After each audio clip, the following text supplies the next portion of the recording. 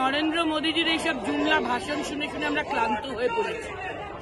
যদি তাই হতো তাহলে মোদীজি অকারণ বলেছিলেন কেন আব কি বাত ট্রাম্প সরকার?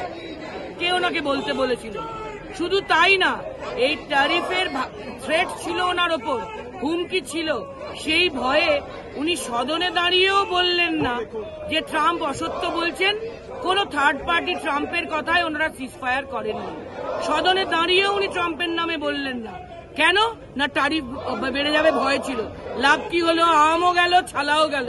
25% এখন 50% বেড়েছে। আজ বলছেন উনি পশুপালকদের চিন্তা করেন, কৃষকদের চিন্তা করেন। তাহলে 14 থেকে 25, 11 বছর ধরে যখন ইন্টারন্যাশনাল ক্রুড অয়েল এবং ন্যাচারাল গ্যাসের দাম কমছে, তখন ভারতবর্ষে কি করে ওনার দেশে আজকে দিনের সরকার, বিকশিত ভারতের সরকার ক্রমাগত পেট্রোল, ডিজেল আর রান্নার গ্যাসের দাম বাড়াচ্ছে? শুধু ভোটের সময় একটু একটু কমায়, বাকি বাড়াতে থাকে। কি করে জাস্টিফাই করবেন? আজকে বলছেন যে ওনার, আরে উনি তো মাথা নুইয়ে বসে আছেন। উনি মাথা নুইয়ে বসে আছেন ট্রাম্পের কাছে, তাও ট্রাম্প ওনাকে ছাড়ছে না। 50% ট্যারিফও বলে দিয়েছে। আরো উনি নেচে নেচে বলুন আব কি বাত ট্রাম্প সরকার।